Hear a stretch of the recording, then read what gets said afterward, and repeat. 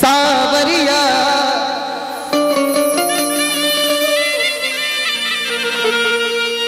मोर सावरिया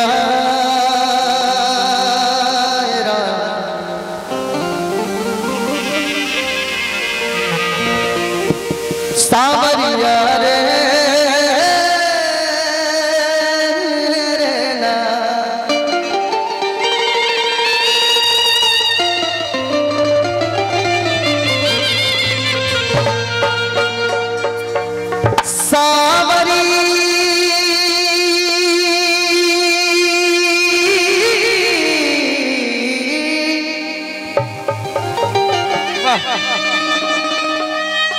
धीरे ना रे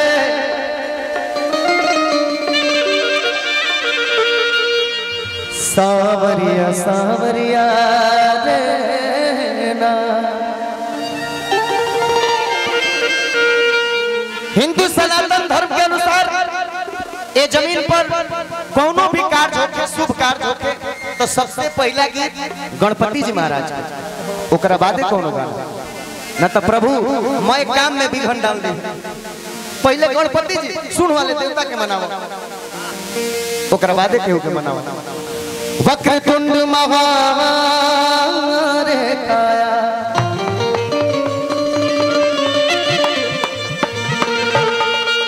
वक्रतुंड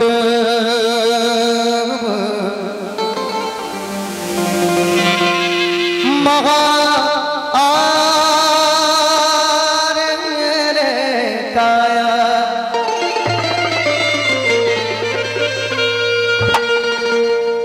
पूरा बिहार में ये बेलोनिया के साउंड के जोड़ा नहीं खरीदते भैया के। सूर्य कोटि समाप्रभा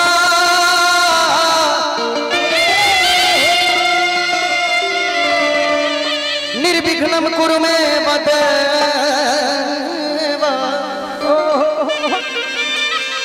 सर्वकार्येषु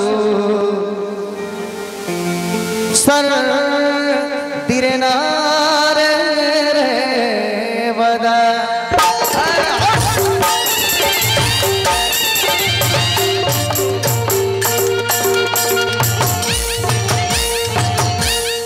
हमारे लयदार चाचा गोपाल चाचा आगे नहीं बैठी जब से रहुआ सामने न गए दिल संतुष्ट ना हो। चली गणपति जी के एगो भजन से शुरुआत करी जाए। अरे तो गौरी के जय हो गौरी के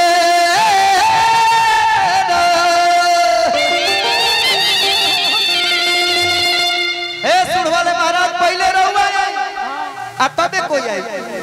कि गौरी के ला अरे ललवा बाबा हो सुमिरनवा करी तोहार सुमिरनवा करी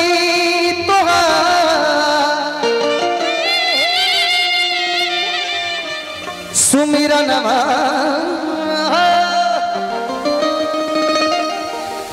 अरे करी तोहार लगा बाबा अरे तो गौरी केला ललवा बाबा सुमिरन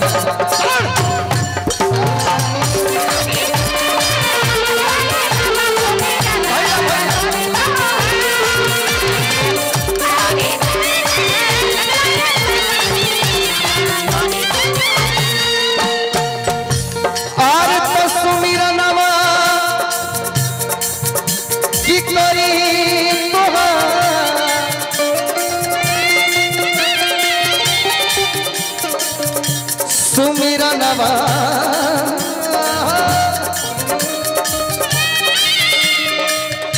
अरे करी तोहार गौरी के ललवा बाबा सुमिरन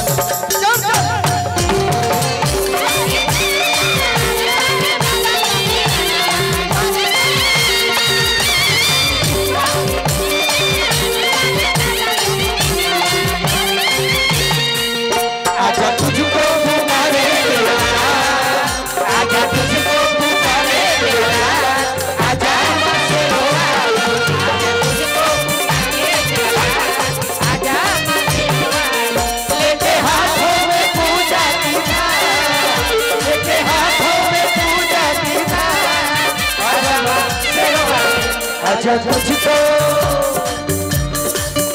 आजा तुझको पुकारे आजा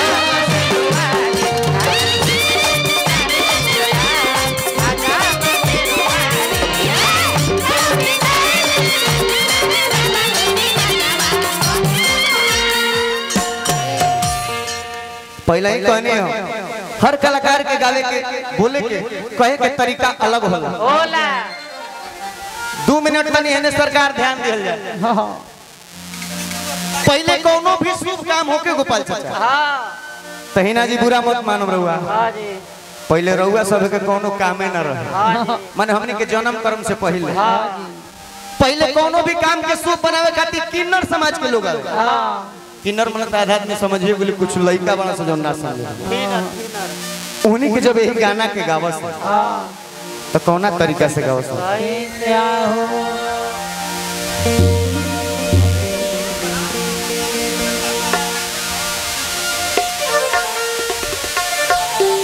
तन ध्यान दे बात पहले किन्नर समाज के लोग आवे तो लोग सही ना आवे मंच पर आवे के तरीका भी अलग होता है। लोग मंच पर कैसे आवत है ए बाबू दिखाओ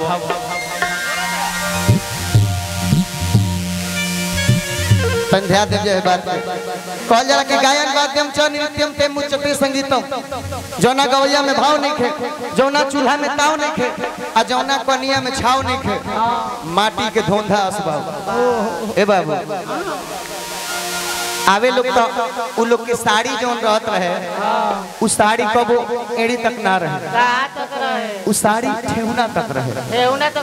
पहले कंपनी वैसा निकालते रहे आधा कट्टी कौन। अच्छा तू नहीं के बात भाई उ लोग आवे तो चले कैसे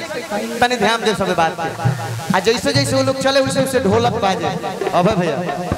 चले कैसे फिर गौरी के ललन बाजे याद बानो चलत रहे लोग ध्यान दे कैसे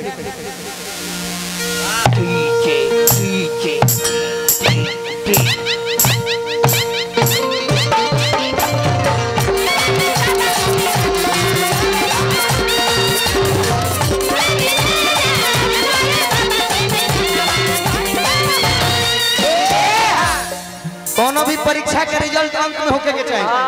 बल भगवान ही गा दे लोग बात बताइए लोग कैसा लागल ए बाबू अतने ना कहसन आगे गवसन कि आज जिन शुक्रगुजार ने हमें यहाँ बुलाया है मार करी बरवाया है हाँ जी फुलौना फुलवाया है हमारे संजीव भैया को हमारे गोपाल चचा को हमारे अजीत बाबू को लह लह दिल से तह तह दिल से शुक्रिया अदा करती लह लह दिल से तह तह दिल से शुक्रिया अदा करती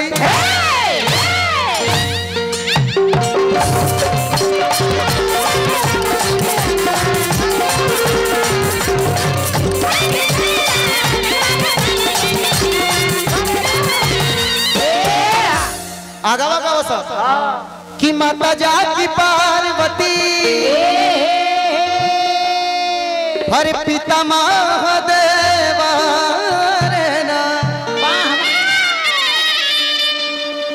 लड्डुअन के भोग लगे संत करे सेवा भोजपुरी संगीत में मुर्गी के हिंदू समाज में चुरकी के घर में भुरकी के हाँ जी घर में भुरकी के बड़ा बहुत पैसा तनी मुर्गी दिखा गए सर कि माता जाके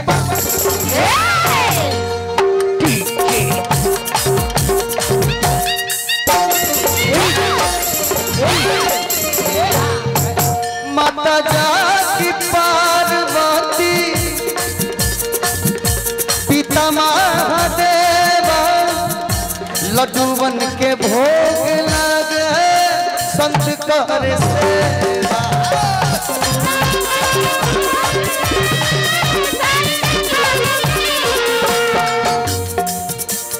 आगे लोग आवे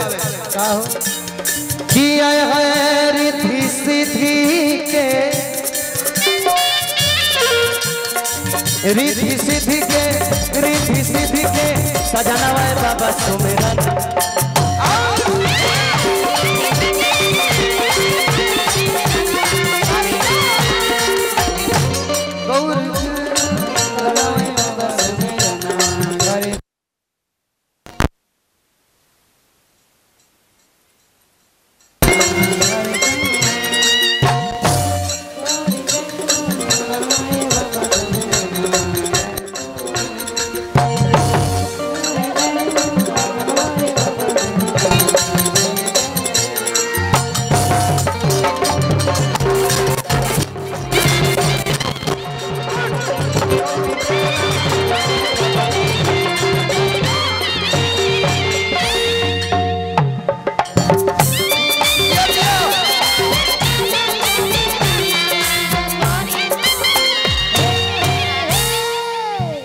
अगर गणेश वंदना निक लागल हो तो थपरी के सहयोग चाह और कुछ ना।